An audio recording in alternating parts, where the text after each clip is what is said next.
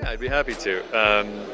So what we're looking for in the foundation's future, what we should all be looking toward is really a laser focus on the protocol, on standardization, on protection, on the things, on really the things that make up our charter. On my front, on the regulatory front, I think that we should be looking for regulatory work that really furthers those goals, work that comes into play when potential regulation threatens the protocol, threatens standardization, or where potential regulation might help. There's got to be circumstances where that might happen, and those are the kind of circumstances where we're probably going to see more work on the regulatory front. I'm not really sure just yet. I got to admit, I haven't seen a new proposed regulation yet that I think would be a net positive for the industry or Bitcoin users right now. I've seen some in the works. I've seen some that have been proposed in small circles that take a risk-based approach to financial intermediaries, and those are really the kinds of regulations that might have legs and that might actually help stop the things that we want to stop with this kind of regulation, like money laundering and achieving consumer protection goals.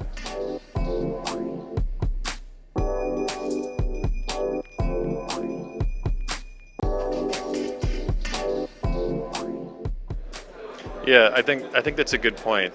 I think that Bitcoin has had a PR problem for a very long time. And that applies to the general public, applies to consumers, it applies to regulators. And it's important, I've always believed it's important to be proactive about that. And on one end you don't want to poke the bear, but on the other end, it's important to help close the knowledge gap, because right now are when the laws are being written. This is when new regulations are being created. And if we let that conversation happen without us, it's not going to go our way. And there are a lot of people that believe that Bitcoin is anti-fragile, I think is the term that I've heard, and that we don't need the government, we don't need to interact with the government, and those people might be right. I just haven't seen a lot of evidence for it just yet.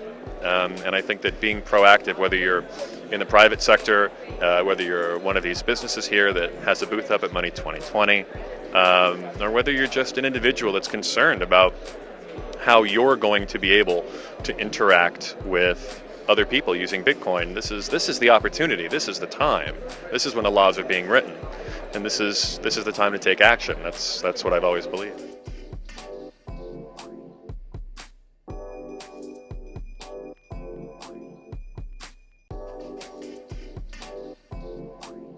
I think we've been doing what we have been doing from the beginning, and I would say that we all sort of take for granted now that Bitcoin is not banned or illegal in the United States.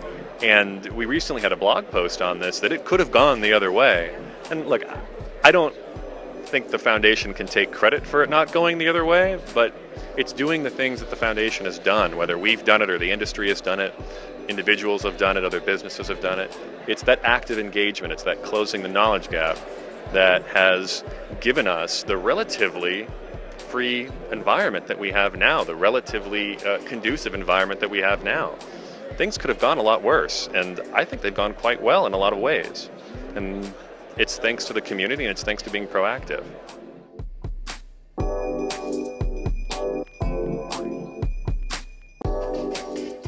So there are a few categories of those people. There's obviously the regulators, right? There's the people who enforce the rules that are on the books, and the people that create new rules based on the rules that are on the books, the laws that are on the books, the regulators. There's the policymakers, offices of senators and congressmen and that sort of thing, that are in a position to pass new laws, to repeal old laws, to do that kind of stuff.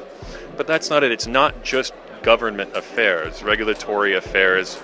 Obviously, it's a broad mandate, but it also applies to other partners in the traditional financial industry. I mean, if you look around here today, we've got payments companies, payments processors, banks, merchant acquirers. I mean, there's just tons and tons of people that have regulatory concerns about Bitcoin, people who want to move into the Bitcoin space in one way or another. But the regulations And the fear of the unknown has been a real impediment to that. And that's the kind of stuff that I've helped work through. We have regular meetings with bulge bracket banks, for example. I speak to regulators probably, if not every day, almost every day. This is an ongoing process. Regulators are trying to get it right. We're trying to get it right. All these people in this room that are interested in Bitcoin are trying to get it right. And the biggest impediment to doing that right now is trying to understand how the regulations apply.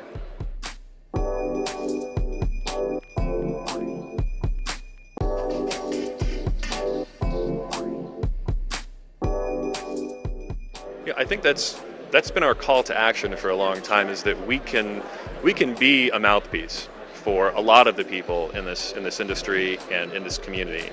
But realistically, the time when regulators wanted to just talk to Bitcoin is over, because regulators get it.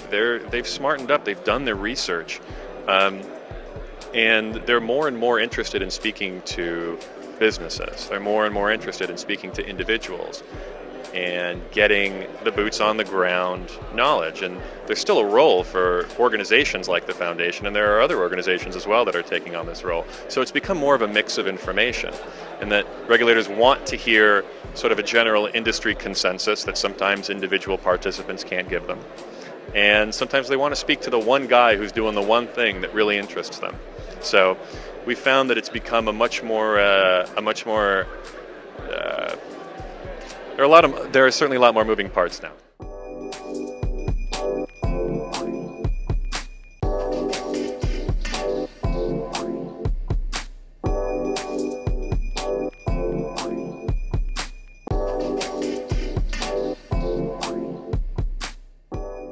Well, so it's a big tent, right? And it's becoming a bigger tent. And that's good, because it means we're being successful. It means we're growing as an industry and as a community. But there are challenges that come along with it. It used to be that there was a very clear rising tide, and the more information we could give on the right issues, the better off we all were. But we're starting to see a lot more investment in this space. We're starting to see a lot more entrenched interest take interest in the space. And we're starting to see a greater diversity of priorities. And that makes approaching regulators difficult a lot of the time, because they hear one story from one industry participant, a different story from a community member, and they want to know what's right. They want to know what is the consensus position. And so in a lot of ways, that consensus position has become even more valuable today than it was before. Because there's so much of a diversity of opinion, regulators now can't always just get a clear story, because they're hearing from very particular interests. And so that makes the big tent a challenge. But at the same time, it also makes it a real value proposition. There's a real reason why regulators, policymakers, industry members, a lot of the people in this room want to get the elevator pitch. They want to get this sort of they want to get the 20-minute story. They don't want to get 10 20-minute stories all the time.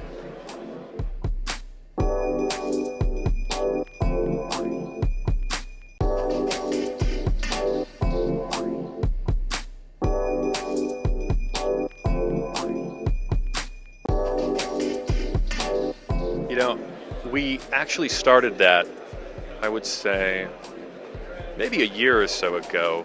Jim Harper, our Global Policy Council, commissioned a risk assessment where he took a poll. He literally went out and asked people what they believed the greatest risks to Bitcoin were. What are the risks to standardization?